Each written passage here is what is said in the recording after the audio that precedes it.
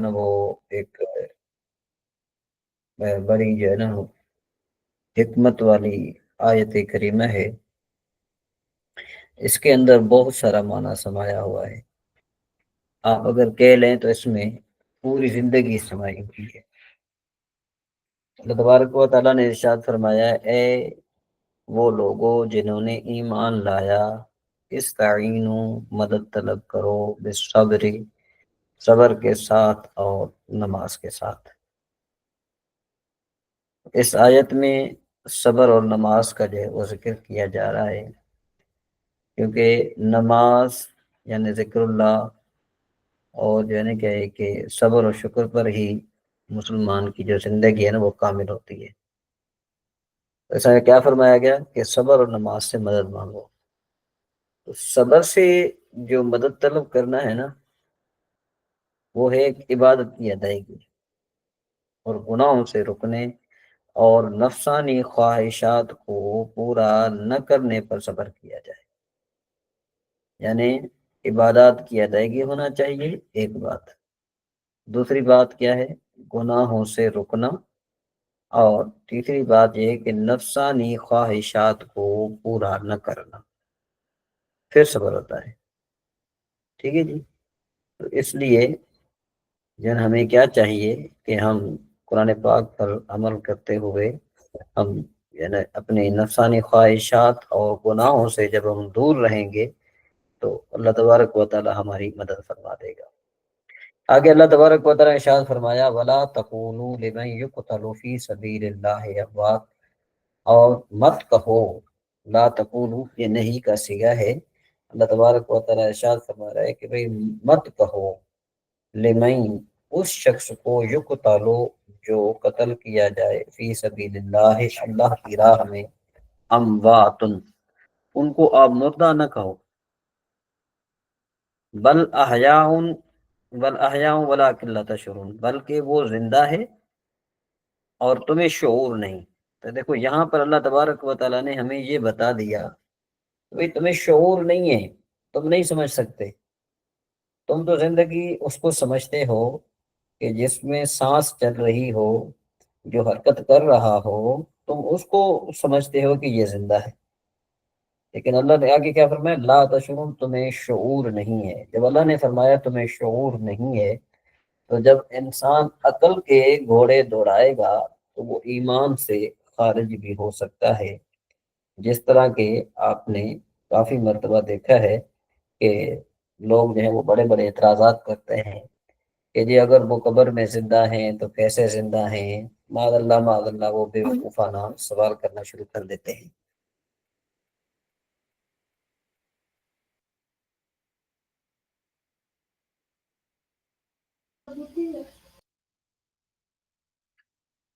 ٹھیک ہے جی۔ تو یہ بے وقوفانہ جو سوالات ہوتے ہیں نا تو یہ وہ نہیں کریں گے اگر تو ہوگا کوئی بندہ ایمان والا اور وہ قرآن پاک کو سمجھتا ہوگا۔ دوسری آیت میں اللہ تبارک و تعالیٰ نے فرمایا، یہاں پر نہیں ہے، دوسری آل عمران کی صورت انشاءاللہ ہم آگے پڑھیں گے۔ اللہ تبارک و تعالیٰ نے فرمایا ایک تو یہ کہ آپ ان کو مردہ مت کہو، ایک بات۔ اچھا انسان جب مردہ نہیں کہتا، شاید ہو سکتا ہے کہ اس کے ذہن میں ہو کہ شاید وہ مردہ ہیں، تو اللہ نے فرمایا وَلَا تَحْسَبَنَّ الَّذِينَ قُتِلُوا فِي سَبِيلِ اللَّهِ أَمْوَاتًا، کہ وہ لوگ کہ جو اللہ کی راہ میں شہید کیے جائیں تو ان کو مردہ گمان بھی مت کرو، بل احیاء عند ربهم یرزقون، بلکہ وہ اللہ کے ہاں جو ہے نا وہ زندہ ہیں اور وہ اللہ کے ہاں رزق بھی دیے جاتے ہیں۔ اب سوال یہ پیدا ہوتا ہے کہ وہ رزق کس طرح دیے جاتے ہیں، کیسے دیے جاتے ہیں؟ تو اللہ نے فرمایا لا تشعرون، تمہیں شعور نہیں ہے، تمہیں اس میں عقل کے گھوڑے مت دوڑانا کہ عقل کے گھوڑے دوڑا کر انسان جو ہے نا وہ پھر کافر بھی ہو سکتا ہے اور اس کا ایمان بھی چلا جا سکتا ہے۔ حضرت انس بن مالک رضی اللہ تعالیٰ عنہ سے روایت ہے کہ حضور نبی کریم صلی اللہ تعالیٰ علیہ وآلہ وسلم نے ارشاد فرمایا، اہل جنت میں سے ایک شخص کو لایا جائے گا تو اللہ تعالیٰ سے فرمائے گا کہ اے ابن آدم، تو نے اپنی منزل و مقام کو کیسا پایا؟ تو عرض کرے گا یا اللہ بہت اچھی منزل ہے۔ تو اللہ تبارک و تعالیٰ فرمائے کہ چلو تم مانگ اور کوئی تمنا کر۔ تو عرض کرے گا کہ یا اللہ میں آپ سے اتنا سوال کرتا ہوں کہ مجھے دنیا کی طرف لوٹا دے اور میں 10 مرتبہ تیری راہ میں شہید کیا جاؤں۔ تو کہنے کا مطلب کیا ہے کہ شہادت کی جو زندگی ہے، جو شہیدوں کی زندگی ہے، ہم اس کو نہیں سمجھ سکتے۔ یہ اللہ نے فرما دیا کہ تمہیں شعور نہیں ہے۔ جب شعور نہیں ہے تو فل اسٹاپ لگ گیا۔ اب جو انسان فل اسٹاپ سے آگے جائے گا وہ پھر آپ کو پتا ہے کہ کھائی میں گرے گا۔ ٹھیک ہے جی، آگے چلیں جی۔ وَلَنَبْلُوَنَّكُمْ، یہاں پر یہ لام ہے یہ بھی تاکید کا ہے، اور یہ جو نون ہے یہ بھی تاکید کا ہے۔ تو گویا کہ اللہ تبارک و تعالی ارشاد فرمایا کہ بھئی ہم ضرور تمہیں آزمائیں گے۔ وَلَنَبْلُوَنَّكُمْ کیا مطلب ہے کہ ہم تمہیں ضرور آزمائیں گے۔ کیا مطلب ہوا کہ بھئی انسان آزمائش سے، کوئی بھی انسان آزمائش سے خالی نہیں۔ ہمارے اساتذہ فرماتے تھے کہ ہم ابھی بھی آزمائش میں، یعنی ہر وقت ہم آزمائش میں ہیں۔ بِشَيْءٍ مِّنَ الْخَوْفِ، کچھ چیز سے بھی خوف آپ کو آئے گا۔ ٹھیک ہے جی، ہم آپ کو کچھ خوف دیں گے۔ کوئی دنیاوی خوف ہو سکتا ہے، اور بھی کسی قسم کا خوف ہو سکتا ہے۔ وَالْجُوعِ، اور ہم آپ کو کچھ بھوک دیں گے۔ حدیث شریف کے حدیث شریف کا مفہوم میں عرض کرنا چاہ رہا ہوں۔ حضور نبی کریم صلی اللہ تعالیٰ علیہ وآلہ وسلم کی حدیث مبارکہ کا خلاصہ کچھ اس طرح ہے کہ اللہ تبارک و تعالیٰ جب کسی پر راضی ہوتا ہے تو اللہ تبارک و تعالیٰ اس کو فاقہ میں مبتلا فرما دیتا ہے۔ جو شخص فاقہ میں مبتلا ہوتا ہے تو پھر بھوک کی وجہ سے، اب یہ حدیث شریف نہیں ہے، اب یہ اس کی جو ہے نا محدثین کرام نے لکھا کہ بھئی یہ جو بھوک کیوں آتی ہے، اس کی کیا وجہ کیا ہے؟ کہ بھوک اس لیے آتی ہے کہ بھوک کی وجہ سے معدے کے اندر گرمائش پیدا ہوتی ہے، جلن ہوتی ہے۔ تو چونکہ انسان کے جو گناہ ہیں نا وہ بھی جلن کی وجہ سے معاف ہوتے ہیں۔ اب چاہے وہ انسان معدے کی بھوک کی وجہ سے اپنے گناہ معاف کروائے، یا پھر جہنم کی آگ کے ذریعے۔ تو یہ اللہ تبارک و تعالیٰ جس پر راضی ہوتا ہے تو دنیا میں ہی اسے بھوک عطا فرما دیتا ہے، تاکہ وہ شخص جو ہے اس کے گناہ یہی معاف ہو جائیں۔ اور ایک اور حدیث شریف میں بھی آتا ہے کہ اللہ تبارک و تعالیٰ اس کو بیماری عطا فرما دیتا ہے، اور بیماری میں بھی چونکہ آپ کو پتہ ہے کہ جلن ہوتی ہے، اور اللہ تبارک و تعالیٰ اس کے گناہوں کو معاف فرما دیتا ہے۔ یہاں پر ایک بہت بڑا سوال پیدا ہوتا ہے۔ سوال یہ پیدا ہوتا ہے تو اس کا مطلب یہ ہوا کہ جو بھی شخص بیمار ہو، اس کا مطلب یہ ہے کہ وہ شخص گناہ گار ہے۔ تو یہ جو سوال ہے نا یہ بہت بڑا سوال ہے۔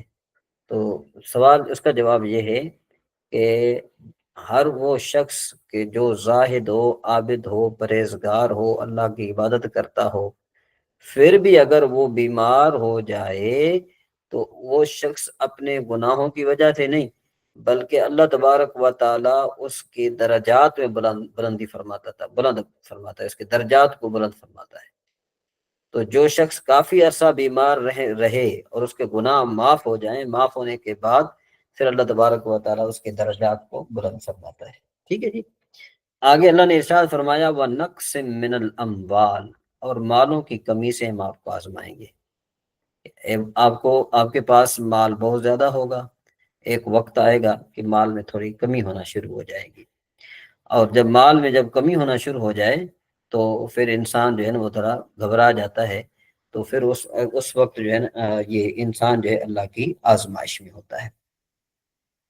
اور آگے اللہ نے ارشاد فرمایا وَالْأَنفُسِ، اور جانوں کی کمی سے، وَالثَّمَرَاتِ، اور پھلوں کی کمی سے، کہ بھئی آپ کے باغات ہوں گے، آپ کی فصلیں ہوں گی، ہر چیز ہوگی۔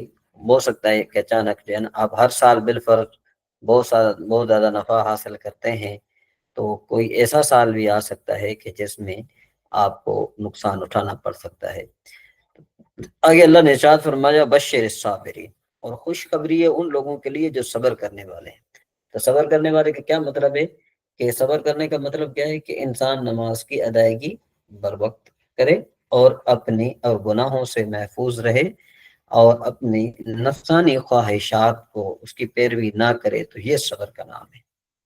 اچھا، الذین اذا اصابتهم مصیبہ، وہ لوگ کہ جن پر مصیبت پہنچتی ہے تو کہتے ہیں انا للہ و انا الیہ راجعون، کہ ہم اللہ کے ہیں اور اس کی طرف لوٹائے جائیں گے۔ حضرت ایوب علیہ نبینا علیہ السلام کے بارے میں آتا ہے کہ اللہ تبارک و تعالیٰ نے نا بہت ان کو مال عطا فرمایا تھا، اتنا مال عطا فرمایا تھا کہ جس کی کوئی حد نہیں ہے۔ جب اللہ تبارک و تعالیٰ نے ان سے امتحان لیا، جب اللہ تبارک و تعالیٰ نے ان سے امتحان لیا تو امتحان میں وہ کامیاب ہوئے، ان کو ان کو پتہ چلا کہ فلاں ریوڑ جو ہے وہ جو ہے نا آپ کا مر گیا، فلاں جی چیز ہے وہ ختم ہو گئی، تو انہوں نے اپنے زبان پر جو ہے نا کہے کہ کبھی بھی ناشکری کے الفاظ نہیں ادا کیے، بلکہ ان کا یہی تھا کہ بھئی اللہ کا تھا انہوں نے لے لیا۔ ٹھیک ہے نا جی؟ تو ہمیں بھی اگر کوئی دنیا میں تکلیف آ بھی جائے تو پھر ہمیں کیا کرنا چاہیے کہ ہم اللہ کی راہ میں صبر کریں۔ آگے اللہ نے ارشاد فرمایا اولئک علیہم صلوات من ربہم ورحمہ، یہی وہ لوگ ہیں کہ جن پر اللہ تبارک و تعالیٰ کی صلوات منا رحمت ہوتی ہے۔ یہ رحمت یہاں سے جانے کیا ہے کہ آپ رحمت مراد لے سکتے ہیں، یعنی اور یہاں سے بھی رحمت ہے۔ اصل میں ایک اور بات آپ کی طرف آپ کو میں بتانا چاہوں گا کہ دیکھو کہ اللہ تبارک و تعالیٰ نے ارشاد فرمایا ان اللہ و ملائکتہ یصلون علی النبی، کہ بے شک اللہ تبارک و تعالیٰ اور اس کے فرشتے جو ہیں وہ حضور نبی کریم صلی اللہ تعالیٰ علیہ وآلہ وسلم پر درود و سلام بھیجتے ہیں۔ تو جب درود کی نسبت اللہ تبارک و تعالیٰ کی طرف ہو تو اس سے مراد رحمت ہوتی ہے۔ ٹھیک ہے نا جی؟ جب درود کی نسبت اللہ تبارک و تعالیٰ کی طرف ہو کہ اللہ تبارک و تعالیٰ اپنے محبوب پر درود شریف بھیجتا ہے، تو اس کا مطلب یہ ہے کہ اللہ تبارک و تعالیٰ اپنے یعنی نبی کریم صلی اللہ تعالیٰ علیہ وآلہ وسلم پر رحمت بھیجتا ہے۔ اور جب ملائکہ کی طرف ہو تو پھر اس سے مراد بخشش اور مغفرت ہوتی ہے۔ اور جب صلات کی نسبت جو ہے بندوں کی طرف ہو، جیسے کہ ہم ہیں تو ہم پڑھتے ہیں الصلاۃ والسلام علیک یا سیدی یا رسول اللہ، یا ہم جو بھی درود پڑھتے ہیں تو گویا کہ ہم دعا کرتے ہیں، ہم اللہ تبارک و تعالیٰ سے دعا کرتے ہیں۔ ٹھیک ہے جی؟ اور جب صلاۃ و سلام کی نسبت ہو پرندوں کی طرف تو پھر ایسے تسبیح و تحلیل مراد ہوتی ہے۔ تو اس سے یہ پتہ چلا کہ جو تسبیح و تحلیل جو پرندے آپ کو پتہ ہے کہ جب صبح صبح کو چہچہاتے ہیں تو گویا کہ وہ حضور نبی کریم صلی اللہ تعالی علیہ وآلہ وسلم پر درود شریف بھیجتے ہیں۔ ٹھیک ہے جی؟ تو یعنی گویا کہ اس میں اللہ کا بھی ذکر ہے اور اس کے نبی کا بھی ذکر ہے۔ وَأُولَٰئِکَ هُمُ الْمُهْتَدُونَ، اور وہی لوگ ہدایت یافتہ ہیں۔ ان الصفا والمروہ من شعائر اللہ، بے شک صفا اور مروہ اللہ کی نشانیوں میں سے۔ فمن حج البیت، تو جو کوئی عمرہ کرے گھر کا، یعنی جو کوئی حج کرے اس کا بیت کا یعنی بیت اللہ شریف کا، اوے تمارا یا عمرہ کرے، فلا جناح علیہ ان یطوف بہما، تو ان پر جو ہے نا کہ کچھ گناہ نہیں ہے کہ ان دونوں کا یعنی کیا کرے، ان دونوں کے ذریعے چکر لگائے، یعنی طواف، حج کا طواف کرے یا عمرے کا طواف کرے۔ ومن تطوع خیرا، ٹھیک ہے جی، اور جو کوئی بھلی بات کرے فإن اللہ شاکر علیم، تو اللہ تبارک و تعالی اس کو صلہ دینے والا اور جزا عطا فرمانے والا ہے۔ اب یہاں پر دیکھو کہ شاکر کا معنی ہوتا ہے شکر کرنے والا۔ ٹھیک ہے جی؟ شاکر کا معنی کیا ہوتا ہے؟ شکر کرنے والا۔ تو شکر تو ہم کریں گے نا اللہ کا، اللہ تبارک و تعالیٰ تو ہمارا شکر ادا نہیں فرمائے گا نا۔ تو شاکر کا معنی یہاں پر ہے جزا دینے والا۔ ٹھیک ہے نا جی؟ یعنی کس طرح؟ جس طرح دیکھو کہ اللہ تبارک و تعالیٰ ہم پر انعام فرماتا ہے تو ہم اللہ تبارک و تعالیٰ کا شکر ادا کرتے ہیں۔ تو یوں اللہ تبارک و تعالیٰ بھی جو ہے انسان کے لیے کیا کرتا ہے، جب انسان کوئی نیک عمل کرتا ہے، اچھے اعمال کرتا ہے، تو اللہ تبارک و تعالیٰ اس کو جزا دینے والا ہے۔ ہم اللہ کو جزا دینے والے نہیں ہیں، معاذ اللہ، ہم اللہ کو جزا دینے والے نہیں ہیں، چونکہ اللہ نے ہم پر انعام کیا تو ہم نے اس کے بدلے میں اللہ کا شکر ادا کیا۔ تو جیسے ہی ہم نے کوئی اچھے اعمال کیے تو اللہ تبارک و تعالیٰ نے ہمیں فوراً جو ہے نا وہ عطا فرما دیا، جزا عطا فرما دی۔ علیم ان کا معنی ہوتا ہے جاننے والا، اس کا میں نے پہلے آپ کو معنی بتا دیا تھا۔ اچھا جی، اس کے بعد اللہ نے ارشاد فرمایا ان الذین یکتمون، بے شک وہ لوگ کہ جو چھپاتے ہیں۔ ٹھیک ہے نا جی؟ کیا کرتے ہیں؟ ہماری چھپاتے ہیں ما انزلنا، جو ہم نے نازل کیا، من البینات، اچھی یعنی نشانیاں یا دلائل، والہدا اور ہدایت، من بعد ما بیناہ، اس کے بعد کہ ہم نے اس کو واضح کر دیا لوگوں کے لیے کتاب میں۔ اولئک یلعنہم اللہ ویلعنہم اللاعنون، بے شک ان پر جو ہے نا کیا ہے کہ اللہ کی لعنت ہے، ان پر کیا ہے، اللہ کی لعنت ہے، اور ہر لعنت کرنے والے کی ان پر لعنت ہے، ٹھیک ہے نا جی۔ تو اب یہ جو آیت ہے یہ ان علماء یہود کے بارے میں نازل ہوئی جو توریت شریف کے احکام اور اس میں جو موجود جو حضور نبی کریم صلی اللہ تعالیٰ علیہ وآلہ وسلم کی صفات تھی، ٹھیک ہے جی، تو اس کو ان کو جو ہے نا وہ مٹا دیا کرتے تھے۔ اور تو اسے کیا پتا چلا، اسے یہ پتا چلا کہ دینی مسائل کو چھپانا بھی گناہ ہے، ٹھیک ہے نا جی، دینی مسائل کو چھپانا بھی گناہ ہے۔ اب آپ دیکھیں کہ معاذ اللہ جب 12 ربیع الاول شریف آتی ہے، یا جو ہے نا کیا ہے کہ حضور نبی کریم صلی اللہ تعالی علیہ وآلہ وسلم کی شان آتی ہے، آیات کریمہ میں، احادیث وغیرہ میں آتی ہے، تو جو علماء سو ہوتے ہیں اس آیت سے گزر جاتے ہیں، اس آیت کی کما حق کو تشریح نہیں کرتے۔ جب اس آیت کی تشریح نہیں کرتے تو یہ کس کے حکم میں آ جائیں گے، ان الذین یکتمون، کہ بے شک وہ لوگ کہ جو چھپاتے ہیں جو ہم نے نازل کیا، ٹھیک ہے نا جی، تو یہ اس زمرے میں آ جاتے ہیں، آ سکتے ہیں۔ الا الذین تابوا، مگر وہ لوگ کہ جنہوں نے توبہ کی، واصلحوا، اور اچھے اعمال کیے، وبینوا، فاولئک اتوب علیہم وانا التواب الرحیم۔ یہاں پر اللہ تبارک و تعالیٰ کیا ارشاد فرماتا ہے کہ وہ لوگ کہ جو توبہ کریں اور اچھے اعمال کریں، ٹھیک ہے نا، اور اچھے اعمال کو کیا کرتے ہیں، ظاہر کرتے ہیں، تو میں ان کی توبہ قبول کروں گا، ٹھیک ہے جی، میں اتوب بنے، میں توبہ ان کی قبول کروں گا، وانا التواب الرحیم، اور میں توبہ قبول کرنے والا اور رحم کرنے والا ہوں۔ آگے اللہ نے ارشاد فرمایا ان الذین کفروا، مگر وہ بے شک وہ لوگ کہ جنہوں نے کفر کیا اور مرے، وہ ہم کفار نے، اس حال میں کہ وہ کافر تھے، یعنی کافر ہو کر مرے، اولئک علیہم لعنت اللہ، ان پر اللہ کی لعنت ہے، والملائکۃ، اور ملائکہ کی لعنت ہے، والناس اجمعین، اور سب لوگوں کی لعنت ہے۔ اچھا یہ لعنت کیا چیز ہے؟ لعنت کا مطلب ہوتا ہے کہ بھئی یہ جو ہے نا وہ جنت سے دور ہونا، ٹھیک ہے نا جی، لعنت کا مطلب کیا ہوتا ہے، جنت سے دور ہونا، تو اس لیے جو ہے نا کسی بھی مسلمان پر لعنت کرنا جائز نہیں ہے۔ خالدین فیہا، ہمیشہ اس میں رہیں گے، لا یخفف عنہم العذاب، ان سے کوئی عذاب جو ہے نا وہ ہلکا نہیں کیا جائے گا، ولا ہم ینظرون، اور وہ نہ دیکھے جائیں گے، مطلب یہ کہ نہ ان کی مدد کی جائے گی۔ وَإِلَٰهُكُمْ، اور آپ تم سب کا معبود، الہ واحد، ایک ہی معبود ہے، نہیں ہے کوئی معبود مگر وہ رحمان رحیم ہے۔ جی یہاں تک یہ آپ کا رکوع مکمل ہوا۔ جی مزید کوئی اگر آپ میں سے کسی نے کوئی بات پوچھنی ہو تو وہ پوچھ سکتا ہے۔ جی اختر صاحب اگر کوئی سوالات وغیرہ آپ کے ذہن میں کچھ اس طرح کے آ جائیں کہ جو آپ کے لیے سمجھنا ضروری ہو تو آپ پوچھ سکتے ہیں، یا کوئی اور بھی۔ اللہ کا مطلب یہ رحمت سے محرومی بھی ہو سکتا ہے۔ ہاں جی جی، رحمت سے محروم ہے، جی بالکل۔ لعنت کا مطلب یہ ہوتا ہے جنت سے دور ہونا، رحمت سے محروم ہونا۔ تو کوئی بھی شخص جو ہے وہ مسلمان جو ہے وہ اس سے جنت سے بھی دور نہیں ہے اور رحمت سے بھی دور نہیں ہے۔ کیوں کہ اللہ تبارک و تعالیٰ نے کیا فرمایا، لا تقنطوا من رحمت اللہ، کہ بھئی کوئی بھی مسلمان اللہ کی رحمت سے یعنی تم اللہ کی رحمت سے نا امید مت ہو۔ جب ہم سارے بخشے جائیں گے تو سب ہم اللہ تبارک و تعالیٰ کی جو ہے نا کیا ہے کہ رحمت میں ہے، تو اس پر لعنت نہیں کرنا چاہیے۔ اچھا جی، یہ آج آپ کا سبق ہے اسماء ظروف، یہ جو ہے نا سبق نمبر 15 ہے۔ یہ اس عبارت کے ذریعے حضرت مصنف علیہ رحمہ اسماء ظروف کے بارے میں بیان فرما رہے ہیں۔ تو سوال سب سے پہلا یہ ہے کہ اسماء ظروف کی تعریف اور تعداد بیان کریں۔ تو آپ نے کیا کرنا ہے کہ بھئی اسماء ظروف، یہ اس میں ظرف کی جمع ہے، اس میں ظرف کے دو معنی آتے ہیں جو کہ مندرجہ ذیل ہیں۔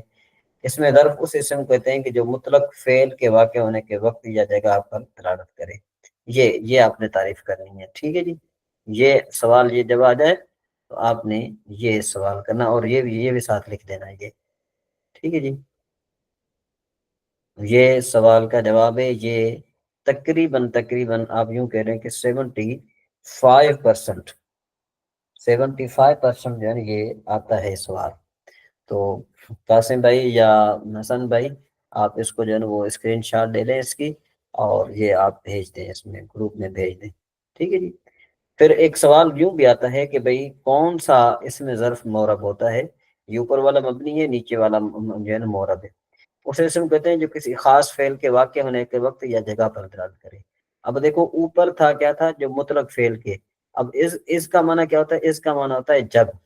اچھا مضربن کا معنی کیا ہوتا ہے، مارنے کی جگہ۔ اب دیکھو مارنے کی جگہ، یہ اس میں ایک خاص فعل ہمیں سمجھ میں آ رہا ہے، پڑھنے کی جگہ، نماز پڑھنے کی جگہ، یا کھانا کھانے کی جگہ، تو یہ جو ہے نا یہ مورب ہے۔ اس کا معنی ہوتا ہے جب، ٹھیک ہے جی۔ تو اس کیا بن جائے گا، دیکھو مضربن بھی اس میں ظرف ہے، اس بھی اس میں ظرف ہے، تو جو از ہے وہ آگے بتا رہا ہوں میں آپ کو، وہ کون سی کتنی ہے، وہ ساری تعداد وغیرہ لکھی ہوئی ہے، تو بہرحال وہ آپ نے یاد کرنی ہے۔ ایک تو یہ آپ نے یاد کرنی ہے، اس کی تعریف آپ نے لکھنی ہے۔ اوپر جو سوال ہے، سوال کیا پوچھا گیا ہے کہ بھائی اسماء ظروف کی تعریف اور تعداد بیان کریں، ٹھیک ہے جی۔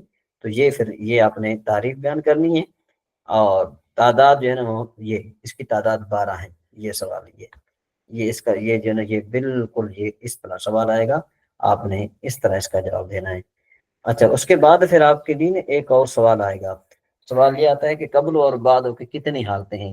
یہ تو مسٹ ہے، شاید ہو سکتا ہے کہ اس میں ظرف کی تعریف آئے یا نہ آئے، اس کی تعداد کے بارے میں آئے یا نہ آئے، لیکن یہ ضرور آئے گا، ٹھیک ہے جی۔ تو آپ نے کہنا ہے اس کی 3 حالتیں ہیں کہ بھئی قبل اور بعد آگے مضاف ہوں اور ان کا مضاف الیہ مذکور ہو، جیسے من بعد من قبل۔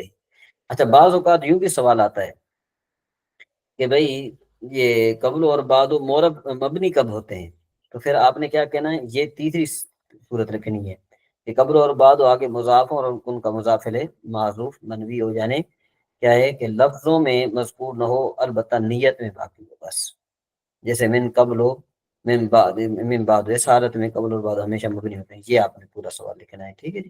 بعض اوقات یہ گھمانے کے لیے، چکر دینے کے لیے، طلباء کے ذہن کو چکر دینے کے لیے یہ سوال پوچھا جاتا ہے کہ قبل اور بعد کس حالت میں مبنی ہوتے ہیں، تو آپ نے یہ تیسری حالت لکھنی ہے۔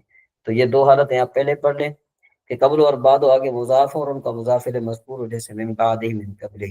تو قبل اور بعد آگے مضاف ہوں اور ان کا مضاف الیہ محذوف نسیًا منسیًا، یہ دیکھ یہ ٹھیک ہے جی۔ یہ دوسری صورت آ گئی ہے، یہ دوسرا صورت میں نے یہاں لکھنا تھا۔ نفی منسیہ کا مطلب کیا ہوتا ہے، یہ جو ہے نا یہ یہاں پر ختم ہے، یہ دوسرا نمبر یہاں پر دینا تھا میں نے، لیکن یہاں پر میں نہیں دیا۔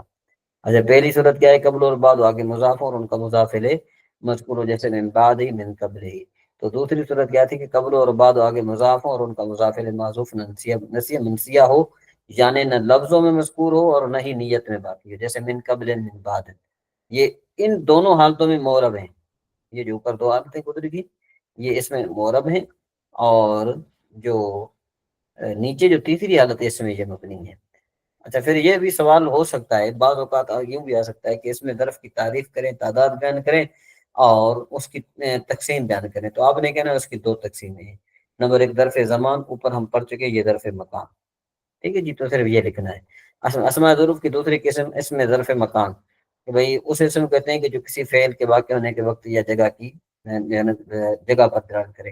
اس کی بھی 2 قسمیں ہیں، جیسا کہ اوپر گزرا تھا کہ بھئی ایسا اسم کہ جو کسی خاص فعل کے واقع ہونے کے وقت پر دلالت کرے تو ایسا اسم ظرف مورب ہوتا ہے، ٹھیک ہے جی۔ اور ایسا اسم کہ جو مطلق کوئی بھی فعل واقع ہونے کے وقت پر دلالت کرے تو اس کو یعنی ظرف مبنی کہتے ہیں۔ یہاں پر یہ وقت کی جگہ آنا چاہیے تھا، میں نے وقت لکھ لیا ہے، یہاں سے میں اس کو سیٹ کر دوں گا انشاءاللہ۔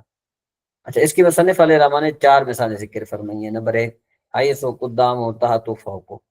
اب اس کی مثال دیتے ہیں، سنیں اصلی حیث صلیت، میں نے وہاں نماز پڑھی جہاں تو نے نماز پڑھی، ٹھیک ہے نا جی، میں نے وہاں نماز پڑھی جہاں تو نے پڑھی۔ قدام کا معنی ہوتا ہے آگے، تحت کا معنی ہوتا ہے نیچے، فوق کا معنی ہوتا ہے اوپر۔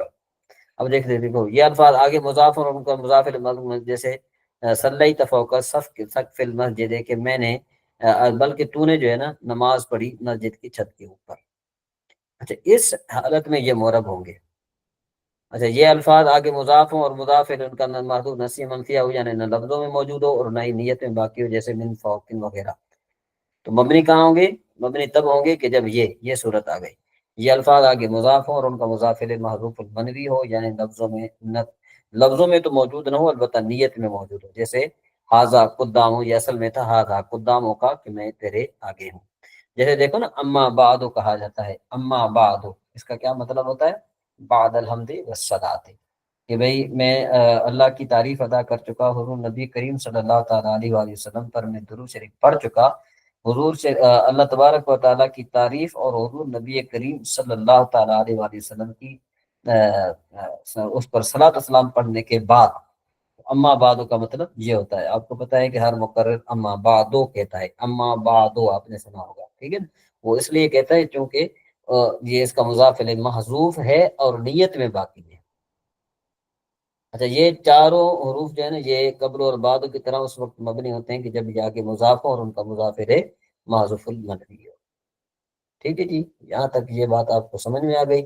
اس میں اگر آپ کو کوئی جو ہے پریشانی ہے تو آپ پوچھ سکتے ہیں۔ جی جی اختر صاحب، اس میں مزید کوئی پریشانی، یا قاسم بھائی یا کوئی حسن بھائی، کہ آپ کو جو چیز سمجھ میں نہ آتی ہو؟ کلیئر ہے علامہ صاحب، ٹھیک ہے۔ اچھا جی، الدرس الخامس، 5واں سبق۔ یا کا معنی ہوتا ہے اے، یا مانے اے، یا مانے جا، خذ مانے پکڑ، الکتاب اے جا کتاب پکڑ، آخذ الکتاب میں کتاب کو پکڑتا ہوں، آخذ الکتاب میں کتاب کو پکڑتا ہوں۔ اقرا یا علی، اے علی پڑھ، ٹھیک ہے جی۔ اقرا میں پڑھتا ہوں، اقرا فی الکتاب یا علی، اے کتاب اے علی کتاب میں پڑھ، اقرا میں پڑھتا ہوں۔ اقرا کا معنی ہے تو پڑھ، اقرا میں پڑھتا ہوں، اس کو آپ یہاں سمجھیں۔ آخذ الکتاب، یہاں سے حسن بھائی پڑھیں گے آگے۔ جی آخذ الکتاب، حسن بھائی آسان ہے۔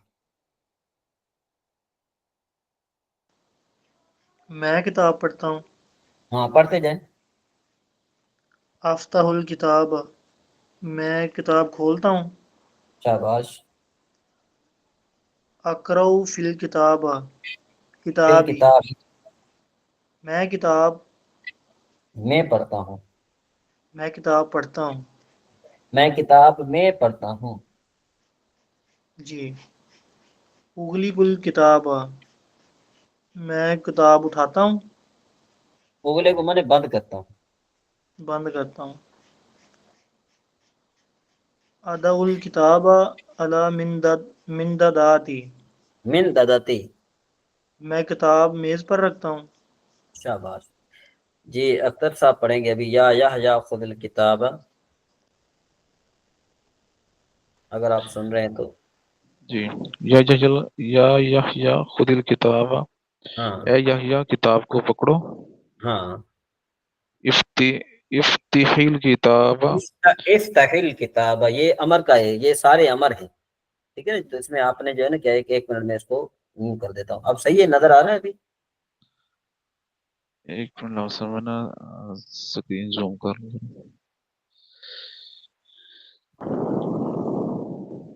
میں نے ابھی جی زوم تو کر دی ہے، ابھی بھی نظر جی، نہیں آ رہی؟ وہ ہاں روٹیٹ کر لیا، ٹھیک ہے۔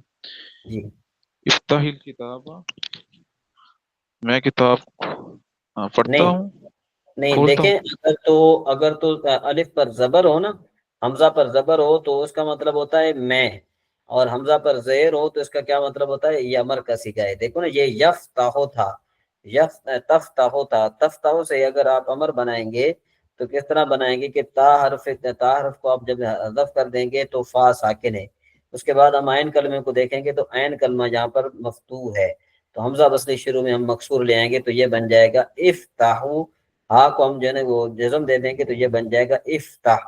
پھر اگر جو ہے نا ہم آگے ملائیں گے نا تو زیر دے کر ملائیں گے، افتح الکتاب۔ جی تو ویسے یہ لفظ سب افتح ہے، ہاں، معنی افتح لفظ ہے یہ، لیکن یہ کہ جب آگے ملائیں گے آپ تو پھر اس کو ہا کو جو ہے نا کسرہ دیا جائے گا، ٹھیک ہے نا جی۔ تو اس کا معنی کیا ہوگا افتاحی کا؟ افتح مانے کھول، الکتاب مانے کتاب کو، دیکھیں افتتاح ہے نا، ہم کہتے ہیں نا آج افتتاح ہو رہا ہے۔ جی جی، ہاں اوکے۔ اقرا، ہاں، اقرا فی الکتاب، کتاب میں پڑھو۔ شاباش۔ اغلق الکتاب، ہوں کتاب بند کرو۔ ہوں دع الکتاب علی المندۃ، ہوں، کتاب میز کے اوپر رکھو۔ شاباش۔ قاسم بھائی کہہ رہے ہیں کہ بھائی مجھ سے بھی پڑھایا جائے، تو آخذ کا معنی ہوتا ہے میں پکڑتا ہوں۔ جی قاسم بھائی، آخذ الکتاب۔ جی لما صاحب ہاں آخذ الکتاب مانا کیا بنے گا؟ یہ آپ نے کچھ بتایا ہے میری کتاب؟ میں کتاب پکڑتا ہوں. میں کتاب پکڑتا ہوں. آگے افتح الکتاب. افتح الکتاب میں کتاب پڑھتا ہوں. کھولتا ہوں نا. اچھا اچھا کھولتا ہوں. ہاں یہ اقرا فی الکتاب ہی کا ہوگا کہ میں کتاب آپ پڑھتا پہلے ہوں. کتاب کھولے تو صحیح نا. آپ کتاب کھولنے سے پہلے پڑھیں گے. نہیں نہیں لما صاحب بعد میں. ہاں تو اقرأ فی الکتاب. اقرا فی الکتاب اقرا فی الکتاب میں کتاب پڑھتا ہوں. کتاب میں پڑھتا ہوں. اچھا کتاب میں اغلق الکتاب میں کتاب پکڑتا ہوں. بند کرتا ہوں. یہ دیکھیں یہ اچھا بند کر رہا ہے. دیکھیں نا یہ بند کر رہا ہے. یہ پہلے پڑھ رہا ہے ادھر دیکھیں. یہ دیکھیں جی یہ لما پڑھ رہا ہے اور یہ بند کر کے جا رہا ہے. ٹھیک ہے جی. ہاں آگے. اس کے بعد ہے اداء الکتاب علی المندتا ہاں مندتا. اس کا ہے کہ میں کتاب شاباش شاباش شاباش میں شاباش. کتاب یہ کس اٹھاتا ہوں یہ کس پر رکھ رہا ہے یہ؟ میز پہ. ہاں تو کیا میں بن جائے کتاب گا؟ میز پر. ہاں میں کتاب میز پر رکھتا ہوں. ماشاء اللہ ٹھیک رامر ہے صاحب یار. مجھے ایک چیز کی کنفیوژن ہو رہی ہے. اب جس طرح اوپر ہے اداء الکتاب علی المندتی اس میں اور باقی مطلب اسی کے نیچے جو ابھی آپ نے ہائی لائٹ کیا ہے اس میں کیا ڈفرینسز ہیں مجھے اس کا سمجھ نہیں آئی. کوئی بھی نہیں ہے. دیکھیں پہلا متکلم کا ہے. یہ جو پہلا ہے نا اچھا یہ متکلم کا ہے. یہ جو ہے کس کا ہے؟ یہ امر کا ہے. ٹھیک ہے نا جی. تو سیگا. اب انہوں نے دوبارہ اس چیز کو دوبارہ بیان کر دیا کہ طالب علم جو ہے نا وہ ذرا جو ہے نا وہ سمجھ سکتا ہے. یا پھر قاسم بھائی کتنا سو رہا ہے. جی آپ سو تو نہیں رہے نا؟ نہیں نہیں لما سر جا کر ہوں. ہاں چلیں ابھی حسن بھائی پڑھیں گے آخذ الرسالۃ. رسالت کا معنی ہوتا ہے خط. خط. آخذ مانے میں پکڑتا ہوں خط. ہاں جی جی کون پڑھے گا؟ جو بھی پڑھے. لما صاحب محسن بھائی اور مہر بھائی بھی پڑھنا چاہ رہے ہیں. ہاں پڑھے میں تو بڑا خوش ہوں گا. پڑھے جی جی عمیر بھائی پڑھے. اصل میں مجھے آپ نظر نہیں آ رہے. میرے سامنے اسکرین ہے. اب آپ مجھے نظر نہیں آ رہے اس لیے جو ہے نا جو بھی پڑھنا چاہے وہ پڑھے. جی جی محسن بھائی یا عمیر بھائی. افتح الغلاف. افتح مانے میں کھولتا ہوں. غلاف مانے لفافے کو. جی آخذ الرسالۃ میں خط پکڑتا ہوں. افتح الغلاف میں لفافے کو کھولتا ہوں. اقرأ الرسالۃ میں خط کو پڑھتا ہوں. جی اس کا معنی دوبارہ کریں.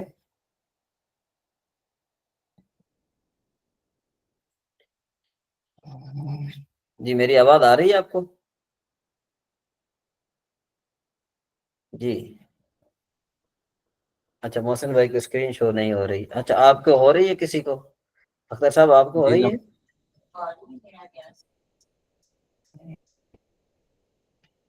جی اختر صاحب یا قاسم بھائی. جی لما صاحب شو ہو رہی ہے اسکرین. ہاں چلیں کوئی بات نہیں. چلیں پھر آپ یہ پڑھ لیں آخذ جی میں الرسالۃ. پڑھتا ہوں. آپ پڑھ لیں. آخذ الرسالۃ میں خط پکڑتا ہوں. افتح الغلاف میں لفافہ کھولتا ہوں.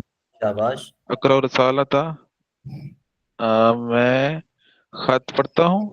شاباش خذ الرسالۃ یا بکرا بکرو. بکرو. اے بکر رسالے کو پکڑو. خط کو پکڑ. رسالے کو پکڑ. خط پکڑ. خط رسالہ مانے خط. جی اے بکر خط کو پکڑ. افتح الغلاف لفافے کو کھولو. شاباش اقرا الرسالۃ رسالے کو پڑھو. ہاں رسالہ مانے خط. خط کو پڑھو. ہاں ٹھیک ہے ماشاءاللہ کافی بہتر ہے. یہاں تک آپ کا سبق آج میں ہوا.